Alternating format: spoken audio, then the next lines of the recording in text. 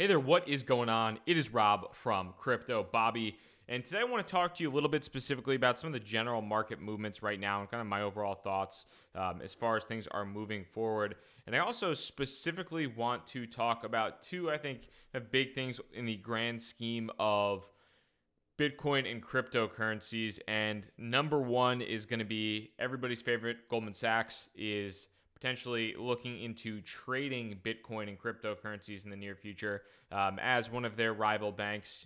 JP Morgan's CEO has come out and dissed cryptocurrencies pretty heavily.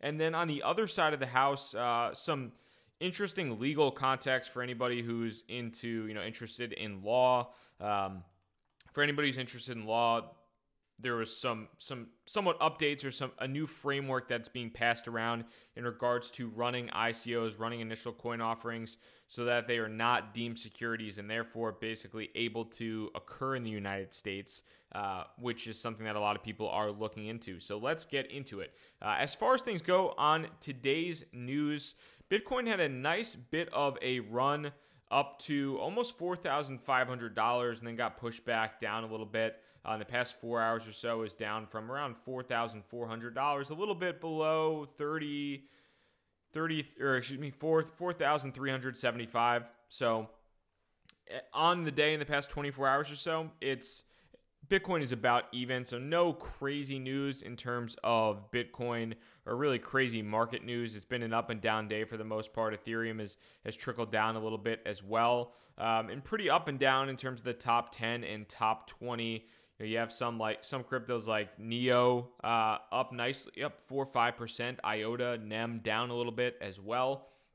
One thing that stuck out to me is number one, Cardano. That is a new name that I haven't seen too often, so I'm going to look into that for part of the next video. And then in addition to that, I'm going to scroll down here to 35, where you can see Walton. You can see Walton Chain here, which has absolutely crushed it from being worth about $1, pretty much pulling the next OMG, Omise Go, in terms of level of return. Basically an 8x return if you got in about a month ago, or close to it. Not fully 8x, but pretty damn close. It was trading well under $1.50 for a bit of time, well under $2 for basically all but the past week to 2 weeks, really the past week. And had an incredible spike up to about close to $7, cooled off a little bit, sold back down to $4 or so, and has since, within the past 24 to 48 hours, spiked back up above $8, pretty much hitting all-time highs at this point in time. When I saw this, I have not participated in anything Walton Coin related. I haven't dabbled in it at all. But when I saw this happening, when I saw this spike up from $2 to $6, I thought there would be a bigger correction here. There's a little bit of a pullback from people taking profits at $6, brought it slightly below $5 for the time being, but has since rocketed back up to over $8 from being worth $5. A little bit less than $5.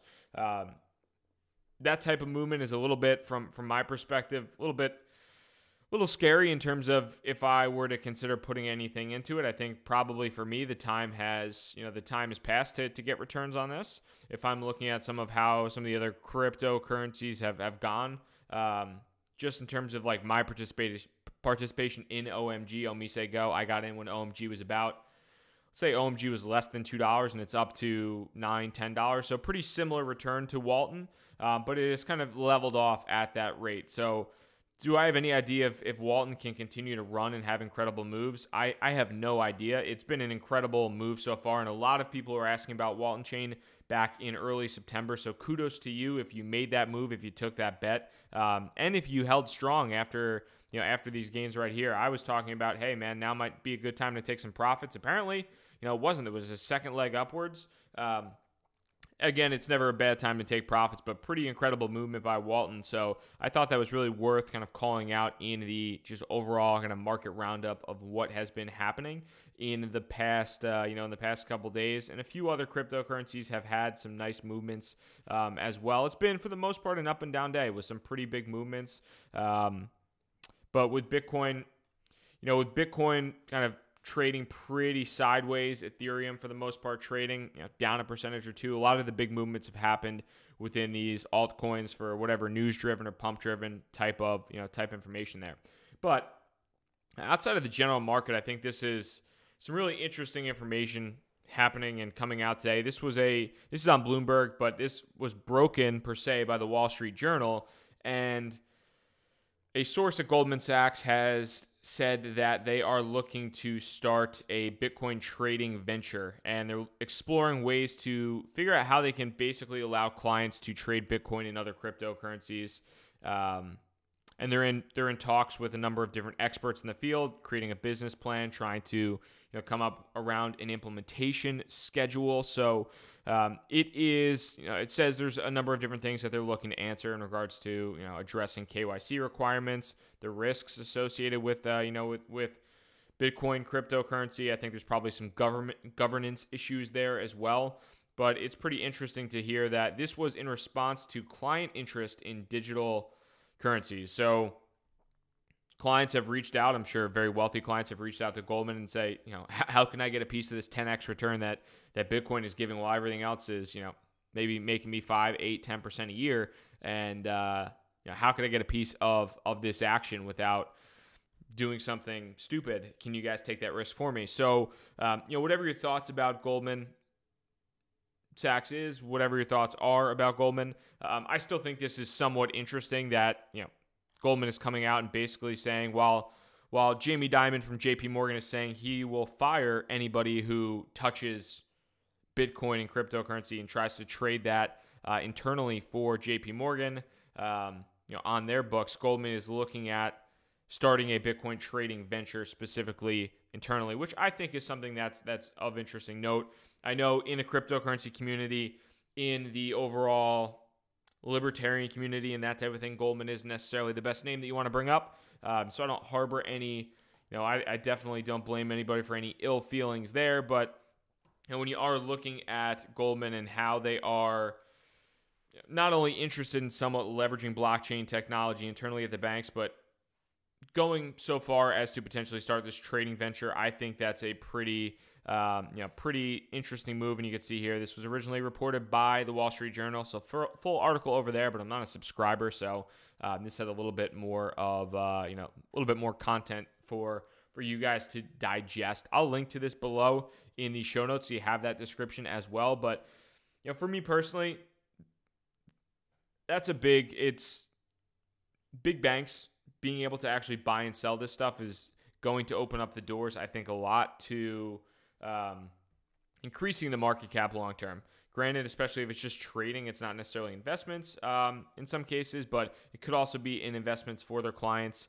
So I think once these institutions actually have the infrastructure in place, whether it's just legal infrastructure or if it's the actual IT infrastructure or it's the insurance around who's holding that Bitcoin, how is it being held, the custodial rights essentially to that. I think there's a lot of kind of what ifs now that are holding companies like Goldman back, not like JP Morgan, but maybe like Morgan Stanley back, companies like that, from actually either investing client money on their books into Bitcoin or into any cryptocurrency related stuff, or just actively trading cryptocurrencies as well and moving the markets in a positive or negative direction. So that's something that I think is pretty interesting, and you definitely want to check that out and kind of watch as institutions continue to make comments on the space and talk about their just level of interest within crypto as well. Now, one other thing that I thought was pretty interesting on Twitter today, so Marco Santori, who is a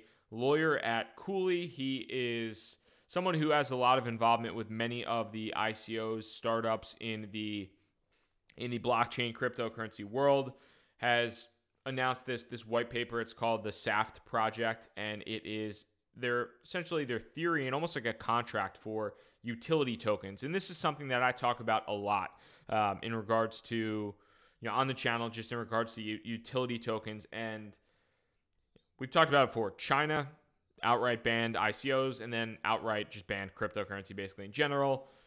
South Korea has banned domestic ICOs. The U.S., the Securities and Exchange Commission, has come out and said that ICOs may or may not be securities, and if they are securities, they are open to the SEC's jurisdiction. So that's not good news if you have a security-related token. So Marco Santori and a few other people put together this project, basically this blog post. It's a white paper. It's a pretty in-depth white paper, but it explains how and why how to basically structure your how to structure ICOs as a company to avoid becoming a security. And basically, a couple big things here. So number one, you can read the white paper over here. You can check that out. So I'll link to this as well. There's the white paper. There's forums. It talks a little bit about basically creating a compliant token sale framework in the United States. You can view that white paper again.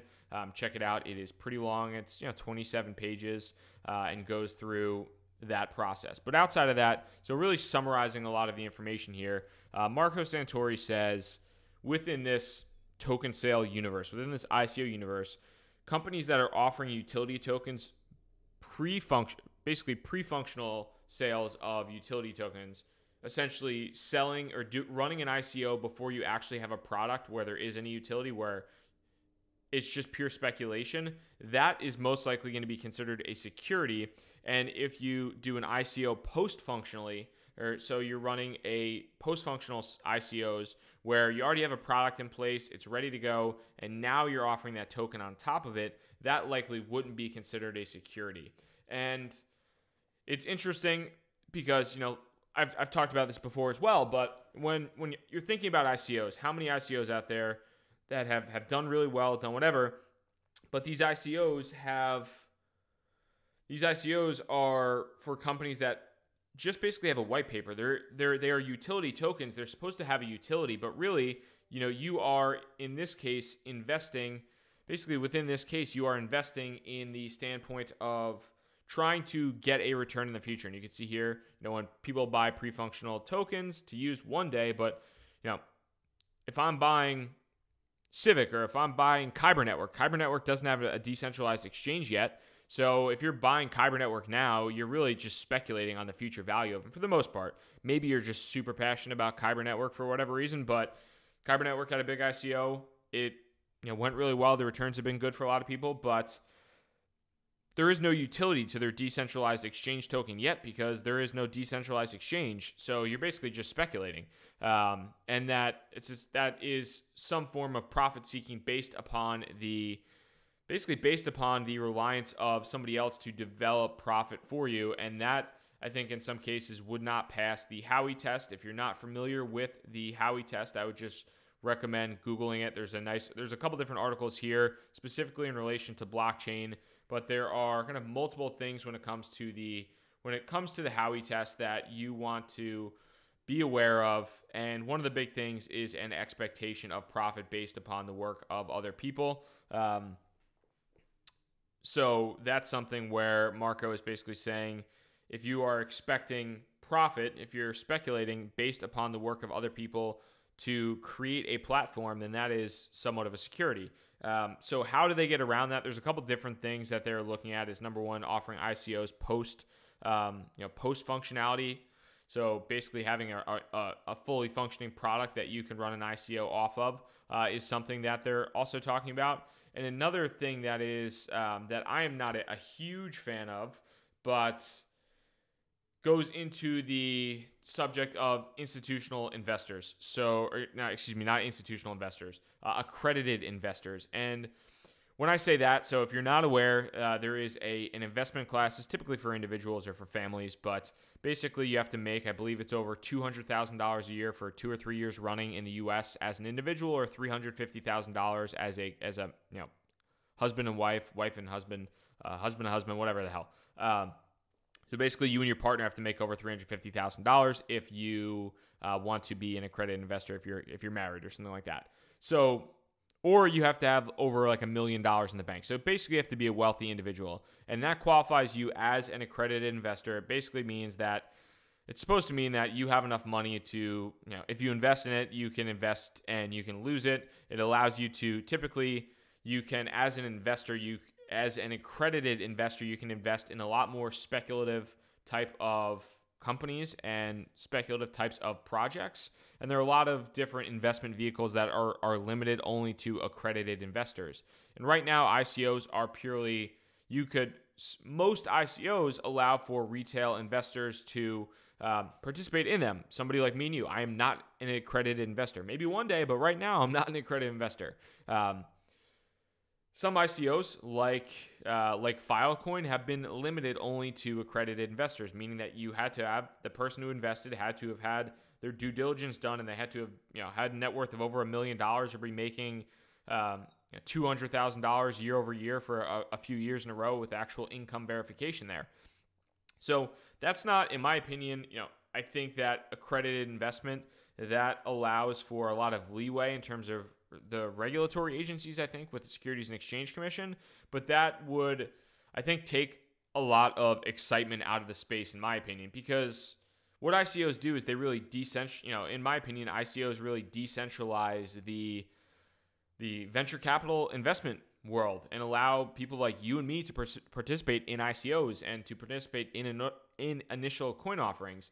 And if you restrict that to just accredited investors and institutional investors, you're basically just creating the existing structure right now, and you're just moving that into a smart contract on the Ethereum platform. It's really not any different. So, you're basically saying, okay, you retail investors that originally kind of popularized ICOs and did all the work, kind of made ICOs popular and, drove the value up of all these companies and things like that, or of these tokens, you guys can't participate in them anymore. You need to be an accredited investor or a VC firm or something like that. So now you're just basically saying, okay, where VC firms and where accredited investors used to be the ones who would invest in a seed round or a Series A round just in traditional venture capital, now it's going to be the exact same traditional venture capital. They're just going to be putting their money into ERC20 tokens instead. So that would, I think the overall concept around completely compliant token sales and having a framework there that multiple companies can leverage is a good thing. The Securities and Exchange Commission, I feel like there's probably going to be a day where the SEC does some things that you may or may not like. Probably you're not going to like as much, but